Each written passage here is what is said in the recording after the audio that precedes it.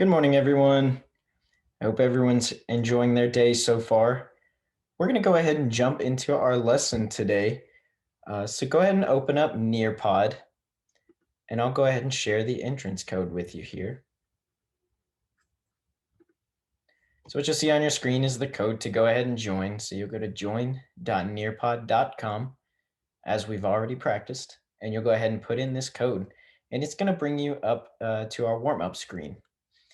So today we're going to start learning a little bit about Japanese mythology, but I thought it would be really awesome if we kind of immerse ourselves a little bit more into the culture. So we're going to take an opportunity and actually learn a couple of easy introductory Japanese phrases and how to write them. So I see everyone's joined up. Now, if you notice on your screen, you're going to see exactly what I see, okay? So we're going to take a little test run here. When I click the right arrow, it should move over to the next screen for you. Did it? Awesome. Great job. Awesome. So we're going to go ahead and start with our warm-up. So these symbols that you're going to see, if you click down here where it says Learning Japanese Intro.pdf, it's going to open up a screen that looks very similar to this. So we're going to go ahead and zoom in on the first set here. These symbols that you see are going to be called hiragana. Hiragana. So each hiragana represents a certain vocal sound that you'll make with your mouth. All right. It's not going to be exactly like the American alphabet or the English alphabet. It's going to be a totally different experience. And so I thought it would be really, really awesome if we learned some of these together. So first, you're going to see the symbol for O. Go ahead and write this down. The next is going to be ha. Third will be yo. So if we put those together, you'll say Ohio. Now, if you say that really fast, Ohio, right? It almost sounds like the state right next to Indiana on the map, Ohio, right? So Ohio. Next, we're going to write down go, za. This, which looks like it would say I, but it's a lower I. It's a short I, right? So E, right? So E. It's going to make kind of the long E sound. So go, za, E. Then ma, then su. So we're going to put this all together. We're going to say go, za, I, ma, su. Now, a lot of times when you speak in Japanese, especially short phrases such as ohayo gozaimasu, you leave off the u sound. The u sound gets left off, okay? So even though when we put it together, it's going to say ohayo gozaimasu, u, right? We're going to leave off the u. So you would say ohayo gozaimasu, which means good morning. So ohayo gozaimasu. Now, if you scroll down, we're going to see the next set of hiragana here. The first is going to be ja. Next is going to be ya. Then a, ma, ta, and ne. If we put those together, we are going to not pronounce this ya sound, right? So it's going to be ja mata. And then optional, you can say ne. So ja mata or ja mata ne, right? Now, the difference is most of the time you will only say ne to people that you are very, very familiar with. So close friends or family, or a lot of times girls, females will say it to other females or people that they're in love with. So you would say jamata most of the time. That's how men would say see you later. It's more of a masculine thing to say. A more feminine way of saying this would be jamatane. However, men can say this too to people, again, that they are very, very familiar with. So jamatane, right? And that means see you later. So at the end of class, I'm going to say jamatane, and I want you guys to respond back jamatane, right? It means see you later. Or you can say jamata. So let's go ahead and get started with class, right? So I'll start out by saying ohayo gozaimasu, and we're going to jump back over here to Nearpod. And our lesson today is going to be on Japanese mythology, more specifically, the yokai spirits. So I'll give you a second. If you want to follow along, if you take notes on paper, or if you want to take notes on a Google Doc, you're welcome to. But otherwise, follow along, and I will make this accessible to you so that you're able to see these slides at any point in which you feel like you need to reference them. All right? Sound good? All right, let's go ahead and get started then.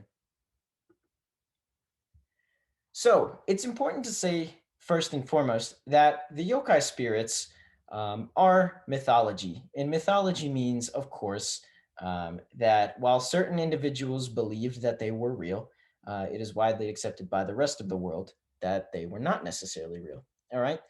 And so yokai were often used to teach a lesson or a moral. So, my question for you to kind of get us warmed up and in this mode of, well, what's real and why did they exist, is I'm going to ask you, what are morals? So, go ahead and take an opportunity and write down what are morals in stories. I just want you to answer how you feel you should answer. All right? So, go ahead and take an opportunity to do this. And once you're done, your answer will actually show up on my screen. Okay? So, I'll give you a couple seconds to do that. Great work, everybody. And yes, I see most of you said morals of stories are the thing that the story is supposed to teach us.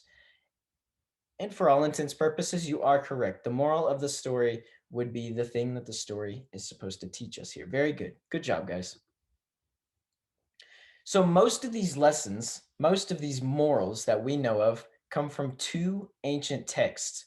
The first is called the Kojiki, and this roughly translates to records in ancient matters. So, records as in things that were written down specifically to record to parts of history so that we could read things later. And so, this first one, the Kojiki, it's really interesting because in some of the stories, it talks about yokai interacting with humans, just like I'm interacting with you here right now. I'm speaking directly to you.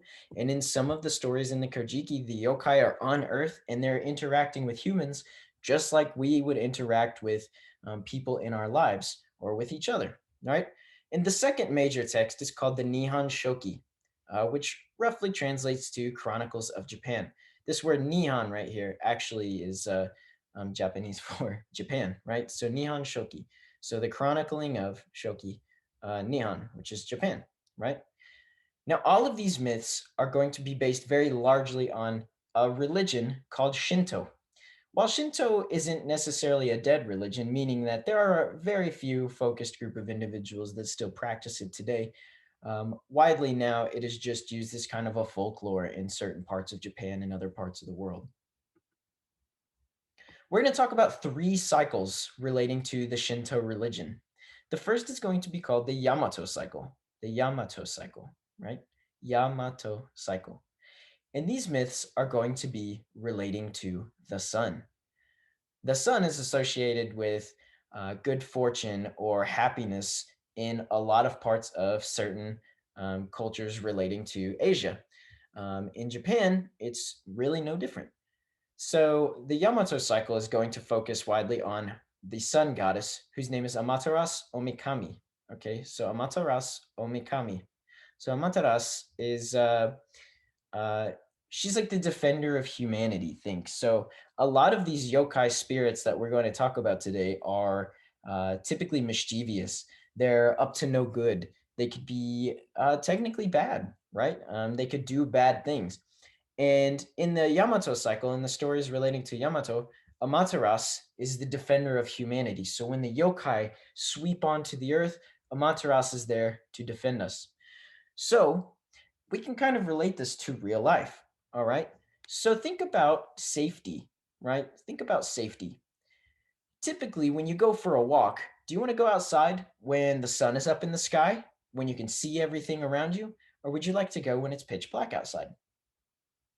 That's right. I would want to go when it's sunny out too. I agree. And so think about this for just a second. What is one reason that you would want to go when it's sunny out as opposed to when it's pitch black outside? Yes, a lot of times when it's dark out, you don't see the dangers around you, right? And so in the Shinto religion, they use the Yamato cycle a lot of times to say, well, the sun's out during the Yamato cycle. Amaterasu is the sun goddess. She's defending us from all the scary dangers of the night. And so we can relate this to real life by saying when the sun is up, we are safe most of the time. Or when Amaterasu is out, when she's out and patrolling, the yokai, the evil spirits at least, are kept at bay. So they're not able to hurt us during the day. So similarly to this, a lot of the more a lot of the examples of yokai that we're going to talk about later have very, very similar stories, right? And so the next one is called the Izumo cycle. So some myths surrounding the Izumo cycle involve this guy, Susanoo no Mikoto. If any of you guys are fans of the show Naruto, you might recognize Susanoo, you might recognize Umaterasu, and you'll recognize the last name down here, Orochi, right? So myths relating to the Izumo cycle involve Susanoo no Mikoto, otherwise known as like the divine swordsman. So the story behind Susano, now there are multiple stories to each of these individuals that we're going to talk about. But Susano the swordsman, supposedly defended the earth from the great serpent named Orochi. All right, and so Orochi attempted to devour humanity and let the yokai run free until Susano stood up and he slayed him with his mighty divine sword. And so he became the defender of humanity by doing that. And in some versions of the story, he's actually related to Amaterasu. They are siblings. In other versions of the story, uh, they are lovers. They are married. And then the final cycle we're going to talk about is the lunar cycle, which are myths related to the moon. These revolve around the moon god, whose name is Tsukuyomi. Now, the story goes that Amaterasu and Tsukuyomi were lovers. They were in love with each other until Tsukuyomi started to get very violent and mean, and Amaterasu ended up leaving him. This caused Tsukuyomi to lash out in anger. He retreated up into the sky, into the night sky, and in the evening, he lets his yokai run rampant and free, and he remains violent. Now, Tsukuyomi also represents a very close tie to the spirit world. So it's said when Tsukuyomi is in the sky, that is the best opportunity for the spirits to come onto Earth and to roam the Earth. We're going to go ahead and take a pause here, and I'm going to check you guys for a little bit of understanding here. So we're going to play a little game. So this is a matching game, okay? So you're going to take an opportunity and you'll see two pictures. You're going to match the picture with the thing that it is most closely related to. And I'm going to give you just an opportunity to do that for a couple seconds. And then we'll check and see who got the closest here. It's a great job, everybody. So here are the correct answers. Remember, Amaterasu is the sun goddess. So there's a picture of the sun. Susanoo is the swordsman. So there's a picture of the sword. And Tsukuyomi is the god of the moon. So there is a picture of the moon next to Tsukuyomi. So, very good work today, guys.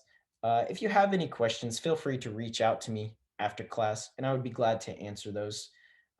When next we meet, we'll continue talking about the yokai spirits and their real life meanings, and then we're actually going to take a little quiz afterwards. So, I hope you guys have a great rest of your day, and I'll see you again very, very soon. Ja mata ne!